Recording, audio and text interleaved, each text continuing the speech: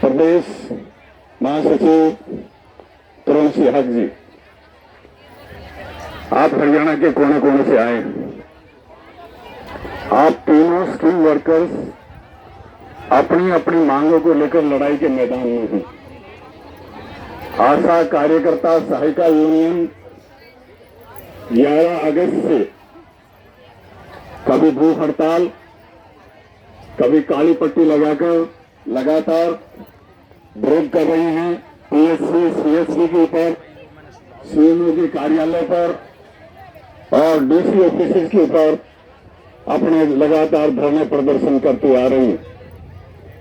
13 सितंबर को आशा कार्यकर्ताओं की तरफ से एआईयूटीसी की अगुवाई में पंचकुला में उनके सबसे बड़े अधिकारी से नेगोशिएशन हुई थी, बातचीत हुई थी और उन्होंने माना था कि जो आपका मांग पत्र वो सही है, लेकिन ये सरकार का लेवल का है, हम सरकार के सामने भेजेंगे। 12 सितंबर को हरियाणा भर की आंगनबाड़ी वर्कर रोहतक के मानसरोवर पार्क में इकट्ठा हुई थी और वहां संघर्ष का ऐलान किया था कि अगर सरकार ने जो 4 महीने की हड़ताल के दौरान जो वायदे किए थे वो नहीं मानेंगे तो हम लड़ाई का बिगुल बजाएंगे। इसी तरह से मिड डे मील वर्कर्स जिनको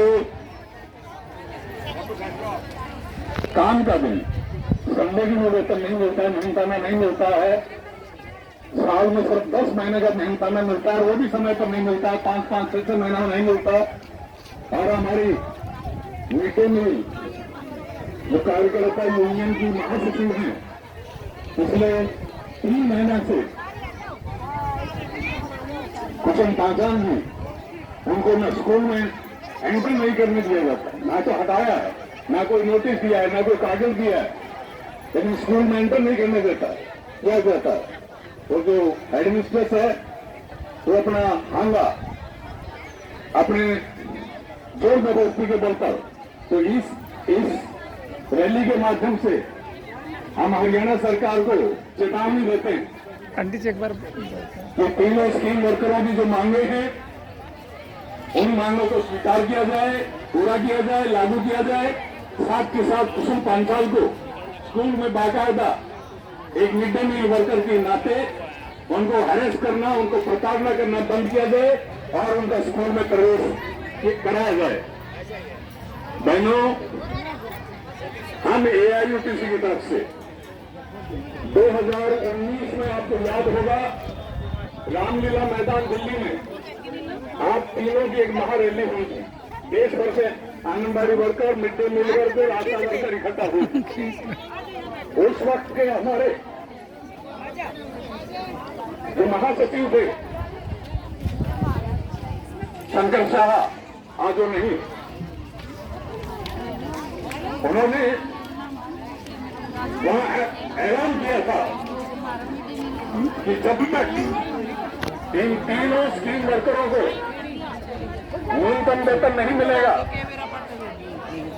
जब तक सरकारी कर्मचारी का दर्जा नहीं मिलेगा, एआईयूटीसी लगातार पहले दर्जे पर एआईयूटीसी सभी कर्मचारियों, सभी तरह के मजदूरों, स्कीम वर्करों सभी का लेता है, लेकिन सबसे पहले दर्जे पर स्कीम वर्कर्स की लड़ाई लड़ेगा। इसके 2 कारण हैं।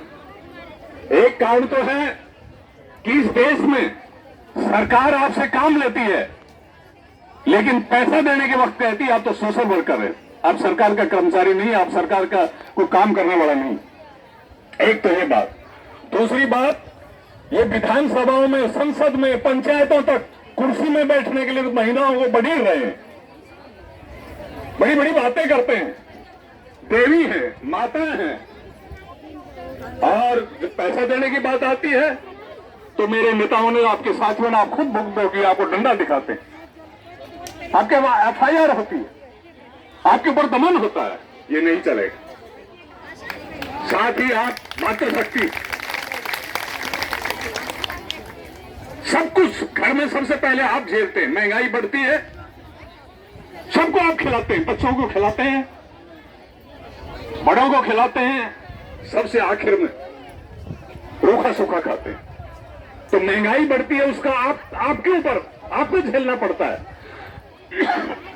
घर में किसी की नौकरी चली जाती है और कोई आफत आती है, तो इसलिए स्कीम वर्कर्स होने के नाते, मातृशक्ति होने के नाते आपकी लड़ाई पहले दर्जे पर है।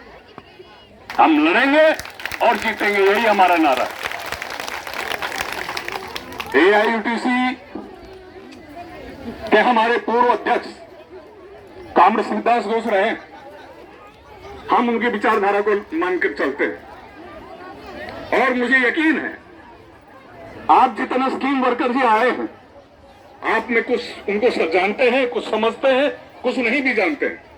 जिस दिन हिंदुस्तान के तमाम स्कीम वर्कर्स शिवदास घोष के बारे में जान जाएंगी कि शिवदास घोष जो आजादी की लड़ाई के बस 13 साल की उम्र से जो आजादी की लड़ाई में आए थे और एक गरीब घर का होते हुए हिंदुस्तान के तमाम कमेरों की लड़ाई पूरे जीवन जिन्होंने लड़ी, उनकी सीख, उनकी समझ जिस दिन आपके दिलों में समा जाएगी, उस दिन भारत सरकार, कोई सरकार आपकी मांग को एक किनारे नहीं रख सकेगी। एआईयूटीसी का कहना है, शिवदास घोष की सीख है कि आज भारत में चाहे केंद्र की सरकार हो, चाहे प्रदेश की सरकार है, ये सरकारें पूंजीपतियों की सेवक है। चुनाव में वही इनको भूल देते हैं, वही इनको पैसा देते हैं, वही इनको मीडिया का इंतजाम करते हैं, अफसर से आई भी की चाटुकारिता करती है, गुंडागिर्दी भी यही गुंडों को खरीदते हैं, उसके बल पर ये चुनाव जीतते। जो भी, चाहे पार्टी का नाम जो भी हो, झंडा चाहे उस कोई भी हो, मुख्यमंत्री प्रधानमंत्री कोई भी हो, लेकिन इनकी नीतियां एक जैसी, नीतियां एक जैसी। कांग्रेस का राज 9 साल से हरियाणा में नहीं, चौटाला जी का भी नहीं, फलाना जी का भी नहीं, तो क्या बात? अगर कांग्रेस से भिन्न नीतियां बीजेपी की हैं, तो आपको यहां बैठना पड़ता। आज बार बार आपको संघर्ष के मैदान में उतरना पड़ता है। तो आप याद रखिए, आज फिर इस रैली से आप पल्ले बांध के जाइए। सरकार जो भी है, उनकी नीतियां पूंजीपतियों की सेवक हैं, इसलिए सरकार जो भी हो, हमारे पास, हम गरीबों के पास और लड़ाई के अलावा क्या है? गांव का पंच भी हमारा नहीं है, वो भी बीडीओ के कहने से दूसरी तरफ चला जाता है। सरपंच की तो बात छोड़िए, एमएलए हमारा नहीं है, एमपी हमारा नहीं है, वो अपने घर भरते हैं।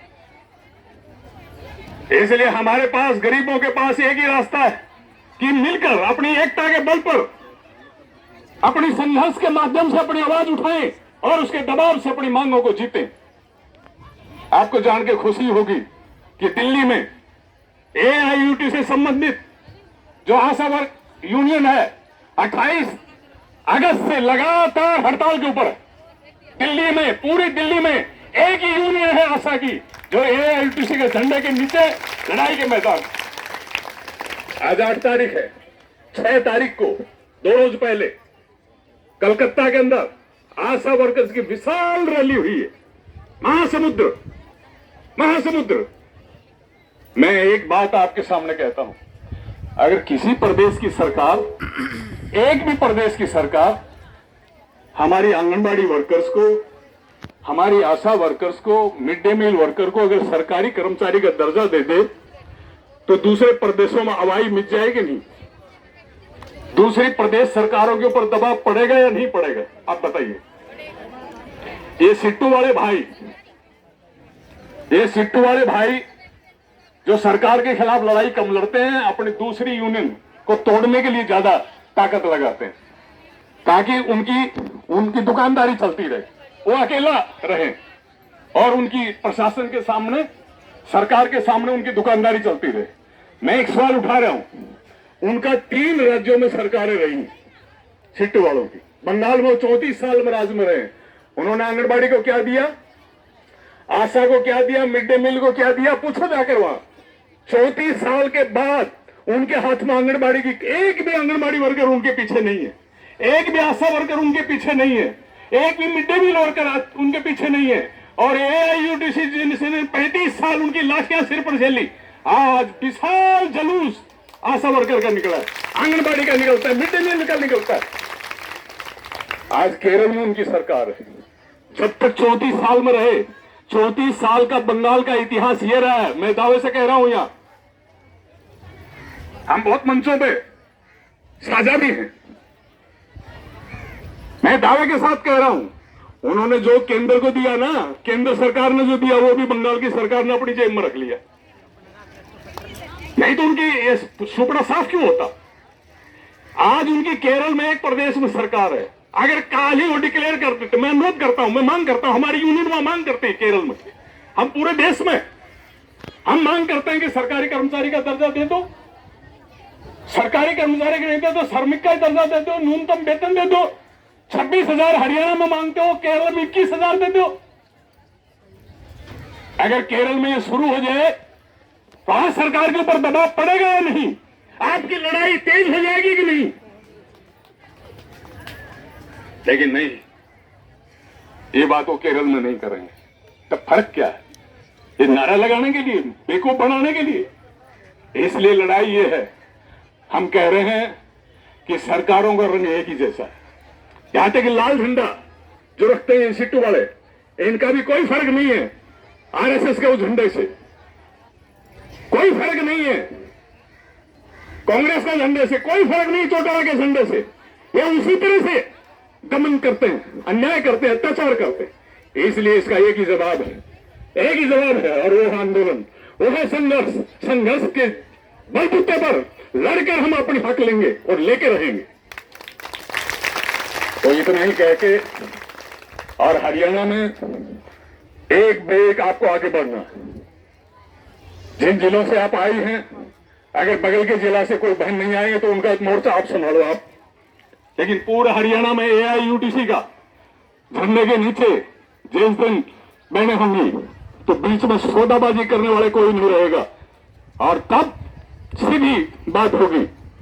हमारी प्रधान जाके मुख्यमंत्री से सीधा बात करेगी, आंगनबाड़ी की हो, मिड डे मील की व्यवस्था की हो, और यह ऐलान किया है। साथ ही हमारी ऑल इंडिया काउंसिल की अभी 2 रोज बंगलोर में मीटिंग थी, फैसला लिया कि दिसंबर महीना में जंतर मंतर पर सारा हिंदुस्तान से, पूरा देश से, तीनों स्कीम वर्करों से जंतर मंतर पर 13 दिसंबर को एक विशाल धरना दिया जाएगा। और बीच में बहुत सारे संघर्षों के कार्यक्रम आपको यहां दिए हैं। तो इतने ही कह के, और हम AIUTC की तरफ से फिर यहां आपके बीच में जो संकल्पबद्ध हैं, आखिरी दिन तक, जब तक आपको आपकी मुख्य लड़ाई पूरी नहीं हो जाती, हम आपके साथ रहेंगे। इंकलाब जिंदाबाद, scheme workers federation of India जिंदाबाद, आंगनबाड़ी कार्यकर्ता सहायिका यूनियन 1966 में जिंदाबाद, आशा कार्यकर्ता यूनियन 2074 जिंदाबाद, मिड डे मील कार्यकर्ता यूनियन 2077 जिंदाबाद। हमारा संघर्ष कामयाब, लड़ेंगे, जीतेंगे। नारा लगाइए आप, लड़ेंगे, लड़ेंगे, इंकलाब, इंकलाब। धन्यवाद बहन।